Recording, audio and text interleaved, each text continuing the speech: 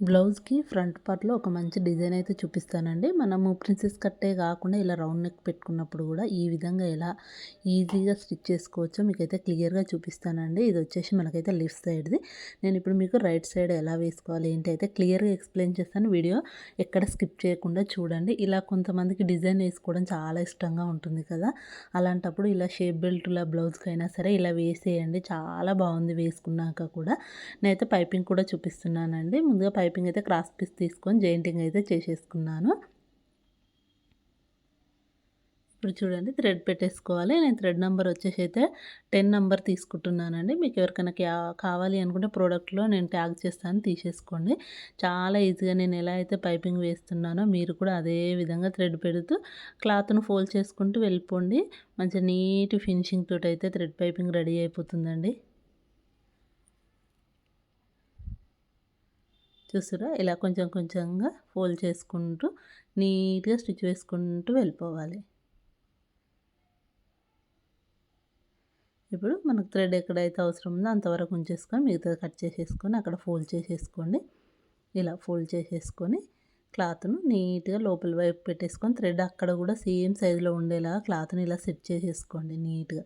Set చేసేసుకున్న తర్వాత నేనైతే బ్యాక్ సైడ్ మనము థ్రెడ్‌కు మన పైపింగ్ క్లాత్ ఏం స్టిచ్ చేసుకోలే కదా! ఇలా బ్యాక్ సైడ్ తిప్పేసుకున్న తర్వాత ఇలా కొంచెం క్లాత్‌ను ఫోల్డ్ చేసి సేమ్ సమానంగా ఉండేలాగా స్టిచ్ వేసుకుంటూ వెళ్ళిపోండి.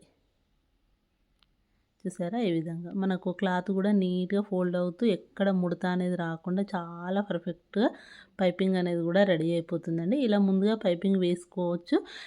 లేదు అనుకుంటే మీరు బార్డర్ జాయింటింగ్ చేసిన తర్వాత అయినా పైపింగ్ వేసుకోవచ్చు. కాకపోతే ఏంటంటే మనకు నార్మల్‌గా బార్డర్ జాయింటింగ్ చేస్తే ఏమైతుందంటే మనకు కొంచెం క్రాస్‌లో వస్తుంది కదా! అందుకోసం అయితే ముందుగా పైపింగే వేసుకోండి. ఇలా పైపింగ్ వేసుకున్న తర్వాత మీరు ఏదైతే సైజ్ ఉందో బార్డరు ఆ సైజ్ బార్డర్ అయితే తీసుకోండి. అంటే కొంచెం పెద్ద సైజు ఉండొచ్చు, కొంచెం చిన్న సైజు కూడా ఉంటుంది కదా! అందుకోసం మీరు ఇలా తీసుకొని మీరు ఎంతైతే బార్డర్ పెట్టాలనుకుంటున్నారో ఫస్టే ఆ బార్డర్‌ను కొలుచుకొని ఇలా ఫస్ట్ ఆ పైపింగ్ పక్కనే ఆ బార్డర్ వచ్చేలాగా చూస్తూ కొంచెం కర్వ్ వస్తుందండి. జస్ట్ మన పళ్ళు వచ్చేంత వరకు కింద రౌండ్ తిరిగే దగ్గర కొంచెంగా మీకు నేను కుడుతుంటే అర్థమైపోతది. చూడండి కొంచెం క్రాస్‌గా పెట్టుకుంటే ఏంటంటే మనం పళ్ళు అంటే కొంగు వేసుకునేటప్పుడు కూడా ఆ డిజైన్ మాత్రమే కనిపిస్తుందన్నట్టు. ఇలా కొంచెం జరిపి స్టిచ్ వేసుకోండి.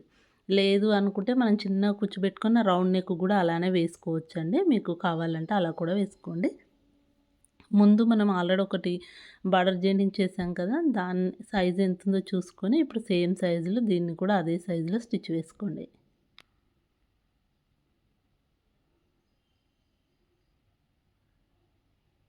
ఇలా ఎక్స్ట్రా ఉన్న బార్డర్ కట్ చేసేసుకోండి. ఇప్పుడు అక్కడ నీట్‌గా ఫోల్డ్ చేసేసుకోండి. ఇలా కొంచెం తొందర పడుతూ అయితే స్టిచ్ చేయకండి. ఎందుకంటే మళ్ళీ అనవసరంగా కుట్టు పడకుండా సైడ్‌కి పడ్డా మళ్ళీ కుట్టు విప్పేయాల్సి వస్తది. ఇలా నీట్‌గా ఫోల్డ్ చేసేసుకొని స్టిచ్ వేసుకుంటే చాలా బాగుందండి. బ్లౌజు వేసుకునేటప్పుడు శారీ వేసుకున్నాక మనకు చిన్న బార్డర్‌లాగా కనిపిస్తుంది కదా! చాలా లుక్ అయితే ఉందండి.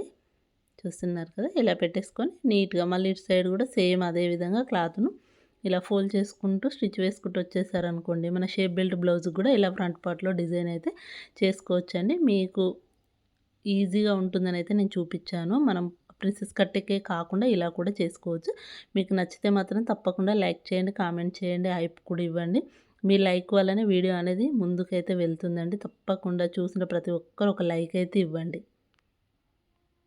వీడియో నచ్చితే తప్పకుండా like. Thank you for watching.